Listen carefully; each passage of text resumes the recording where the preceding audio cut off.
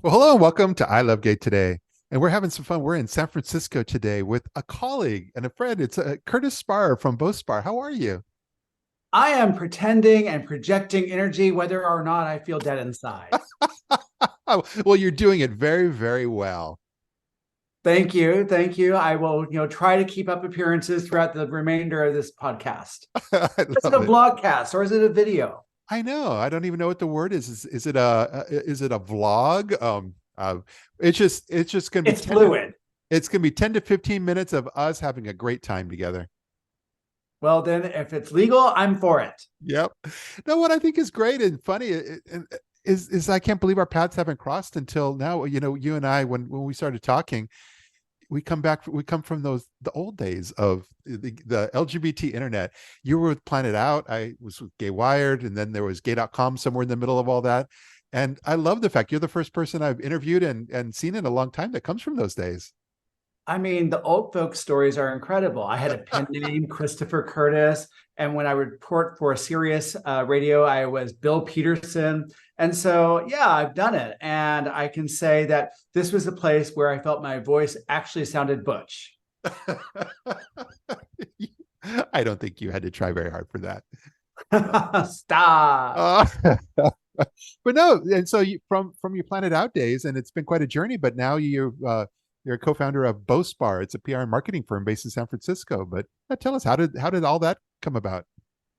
Well, I think that if I was to go way back when, I was in TV news, I was also moonlighting for the gay press. Yeah. And at a certain point in time, I had to make a decision about whether I stayed in media as a journalist or whether I stayed in media as a PR person. Yeah. And that choice would mean leaving San Francisco. And so I gave myself one full day to think that I continued my media career in a different city or if I was unemployed. Really liked being unemployed in San Francisco. I liked it so much that I was employed for about a week. Yeah. I got a job at a PR agency Okay. and I started working my way up the ranks. Eventually, there came a point where I had to decide whether or not to stay within the agency model or start my own agency. Yeah. And it seemed so much better to start my own agency. And I did it with a person who started my career in PR. Okay.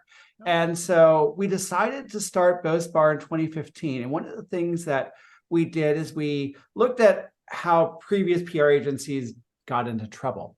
Yeah. And the biggest issue was paying rent. And I heard all about the dot-com bust, how you either could pay for your people or your property, but you couldn't pay for both. And I thought, what if we did away with that? What if we broke that cycle? Yeah. And that's when we decided to be a work from home agency way back when in 2015.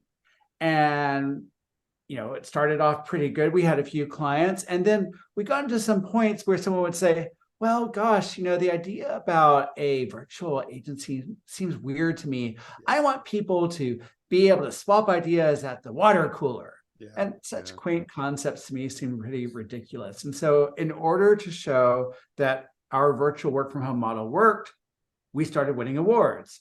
Yeah. Ta-da! Yeah. And because we started winning awards, we were able to prove, hey, working from home works. You can be Yeah. creative, you can be productive. In fact, you are probably more productive because you're not having to go and commute. Yeah. And we started growing, growing, growing. And then COVID hit, and then we really started growing. And then we had a horrible I told you so moment because everyone was working from home, everyone's trying to figure it out. And now we're in this weird situation where there's a tug of war. There are people with vested interest trying to bring people back to the office. And then there are other people there who are saying, I really like working from home. It really adds value to me. And I think that I'm a lot more productive. And so I'm definitely in the work from home camp. I think offices are kind of a powdered wig of a bygone era, but I'm here to listen to both sides anyway. Yeah, no, I agree completely. Before I sold gaywire.com, we had a team of 10, and I literally would work from home at least until about 10 or 11 in the morning. It was the only way for me to get real work done. And then I would go to the office, and then by the moment I walk in the office, you get questions and everybody, and then everything just hits you and you get no work done, and it becomes more about kind of leading the team. And I just learned that productivity working from home. I've been working from home ever since. And the pandemic really did kind of like change that conversation and change the dynamic. And thank goodness, because now it's completely normal not to have an office nowadays. Yeah, it is. And I think that as people look at expenses as well as the ROI of physical offices, I think we're still going to lean into a work from home model. Yeah. I think that the other thing that's kind of interesting is, you and I both been talking about our paths as journalism in the LGBT media. And one of the things I discovered through my time in NLGJA is that is actually a huge value add, that you and I have networks that extend to every major media outlet in the country, if not the world. I mean, there are people at Fox News I can contact. There are people at CNBC and Bloomberg. And Yeah. I don't think people in, professional media communicators have really taken into account how important that is to have a network that's so close and bonded. Yeah. And now that network is we're all connected through whether it's LinkedIn and other social media. And so, yeah, the whole dynamic has changed and I like it. So I think the big thing for people to think about is, where do we go now with the media universe? And I think AI is becoming this big thing that people are looking at and thinking, ooh, is this going to help us, hurt us? How is it going to work? We actually had a panel at Microsoft's office in the Bay Area where we talked to journalists from outlets like Wired, ZDNet, AFP, Bloomberg, about what AI would do to the media universe and how it would impact them. And the big question I asked them is, do they think AI would take their jobs? And the overwhelming answer was no. Yeah, yeah. I feel like I feel like we're doing an episode of Hard Fork right now. I love it. But the big thing is, and one of the how you kind of really came on my radar. Actually, you've been on my radar off and on through various people that we know, in common, that just keep talking about the work you're doing. But every time somebody mentions Cannes, first the first thought is always a film festival, but something different has been going on there for a few years. And before we even launch into what you did, tell us what's been happening in Cannes over these last few years in the world of advertising. Well, the Cannes Lion Creative Festival is there right after the big film festival. And this is an opportunity to talk about what creative people are doing in the advertising marketing space. And you will get best campaigns, you will get all sorts of marketing technology reveals, you'll have all sorts of celebrities like the entire cast of Saturday Night Live making the case for NBC, because again, this is for advertisers. This is to get their buy-in on the issues of the day that's important. And a part of that mix are PR people. Yeah. And because PR people are a part of that mix, we've been drawn into it. And so we actually competed in the Cannes Festival last year. In fact, ta-da! This is our finalist poster right here. Okay. And so it's important to go. It's important to see people. It's important also to see what's new, what is the sort of burgeoning way you could get someone's attention and get people to activate on it. And so one of the things I noticed when we got there the year last was that there was no LGBTQIA nightlife. And it was kind of astonishing. And so I would go out with my friends and we'd all want to drop the proverbial hairpin. And it was just kind of a frat party everywhere and nowhere to really just chill out. Yeah. And so I thought, well, maybe we should have a LGBTQIA nightlife venue for us. Yeah. And around this time that I was kicking this idea around, advertisers and brands were targeted by the religious right, and they were pressuring them to pull back on their LGBTQIA campaigns. Yeah. And one brand that particularly got hit hard was Target. Yeah. And so we thought we should really do something to show our support for brands that stand up and stand with the LGBTQIA community. So we created this whole activation called Club Courage, saying that after all, if you're going to stand with us, you need to be courageous. Yeah. And we asked people worldwide, what were the brands that they most respected? who had been steadfast in their support of our community. And then, of course, we had a kickoff at What Else? A nightclub dedicated to the LGBTQIA community. And we recruited one of the drag performers who was local to the con scene, because it was important to me that we didn't come off as carpetbaggers. We came and we collaborated with the artists and the local people there who make up their community. And they told us, you know what? There hasn't been a gay scene here in quite some time. It used to rival Nice. Now it's been decimated. And so we wanted to do whatever we could to jumpstart that community. And I was really proud of what we were able to do there. I think that it was important to get stories out there about how representation matters. When you go to con itself, what you're going to see is all these nostalgic movie posters, but there are no gay people there. There are no lesbians. There's no one queer of any stripe of the rainbow flag that stands. And so we thought that was, symptomatic of the problem there. Con is like holding itself as this paragon of, movie excellence and entertainment and creativity, and yet not one gay person there. And that's where we put our foot down. Yeah. And so I think we've laid a lot of exciting groundwork. I think that there is a ton of work to be done. I was delighted that the people from GLAAD showed up at our event. I was delighted that we had other agency people show up. Yeah. And I think what we need to do is do more campaigning to get the people at the Cannes Lion Festival integrated into our efforts, so they make sure it's an important component.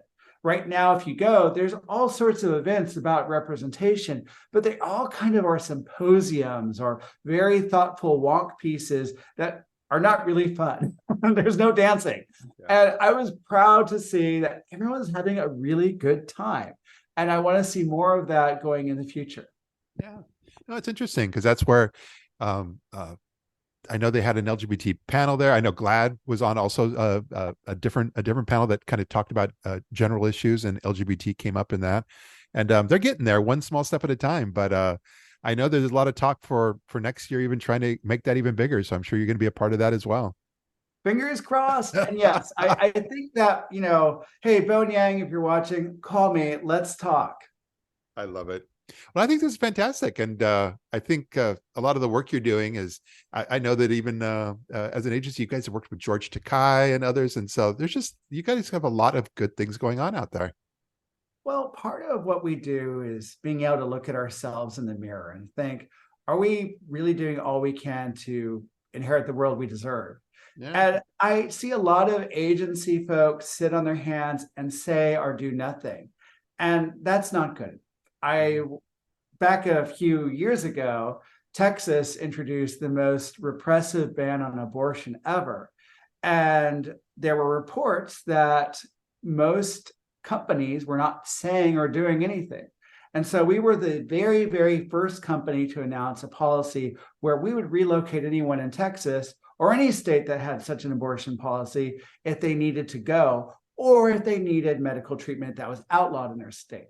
Yeah. And we got a ton of coverage for that, in part because few other companies did that. And oddly enough, few other PR agencies did that as well, even though most of them are led by women.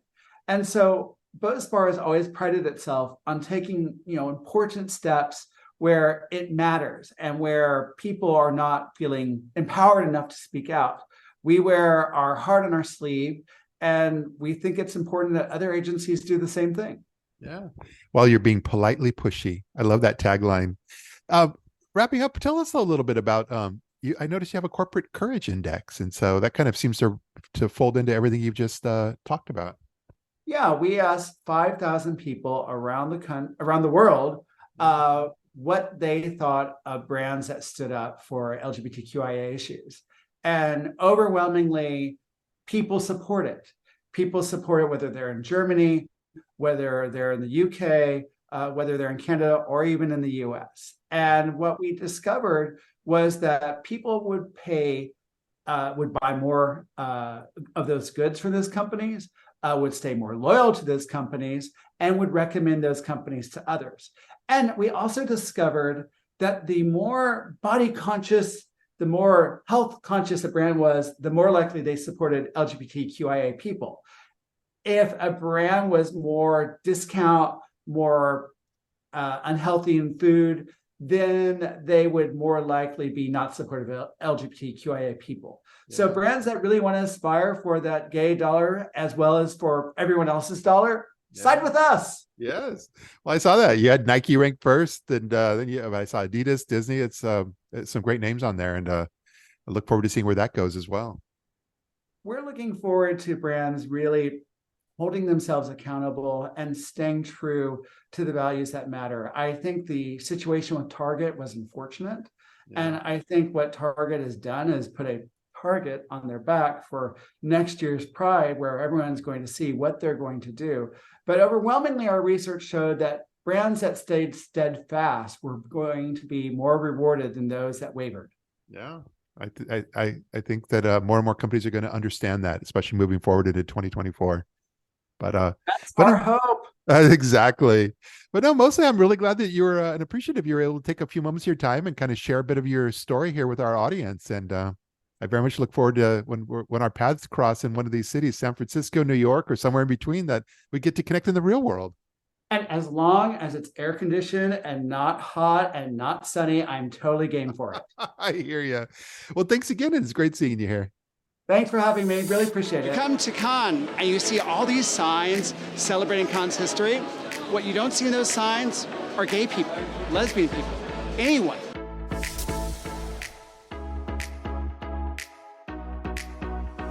That's the point we're trying to make, that we should not be invisible, that we should be celebrated, that we should take center stage, because the more times people see LGBTQIA people, the more times they realize we're just like you. And I think that sort of visibility is important. Ultimately, we want to reward brands that stand by the LGBTQIA community. We want to call attention to it.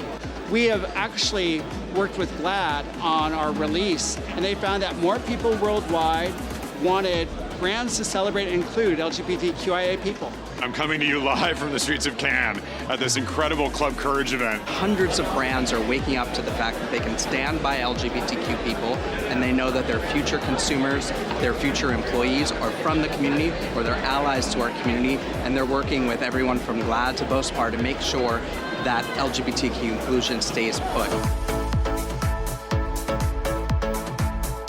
And we want to be the role model for other agencies. We want more agencies to do these sort of activations, because ultimately we get the world we deserve. Thank you for coming to Club Courage. This is an event to celebrate the LGBTQI community and the brands that support it.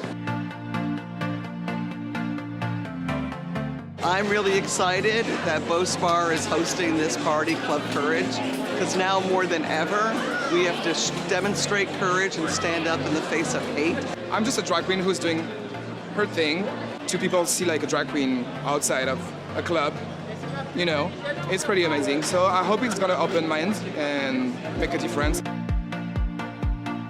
Excited to be here at Club Courage. Compliments of Bospar. I really feel that pride is an important part of our industry and our culture, and as an ally, I'm always here to support the gay community. And I think the more that we embrace it and normalize it and make it something that is accepted by all, the more we'll be able to have a more inclusive and creative community that's for everyone. My third year at Cannes, first time I think there's been an event like this that I've attended. To bring the community together is always going to be a good idea, and I hope it continues. As Curtis said, it's more important than ever that we support the community. It's important for brands to stand by what they believe in and be authentic about it. I just want to thank Bospar for this event. It is so important to have queer gatherings and queer celebrations, especially during this month in Pride. It has been such a hard time for queer people, and we need to come together. We need to celebrate. We are here in Cannes, and we need representation in ads, media, PR, and we need representation here to be together. I ask anyone who is seeing this, care about our community because I promise you, you are working side by side by a member of our community. So thank you again, Curtis. It's incredible to be here, and I'm very, very proud to represent Ketchum and to be here at Cannes with all of you. If we're not visible at events like this, we can't grow representation within the advertising and comms and PR spaces. So I think events like this are very important to do so, and I'm thankful to be here. I believe this is the first LGBTQIA event in Cannes that's ever happened, which is incredible to think. So thank you for coming. Round of applause to all of you for coming.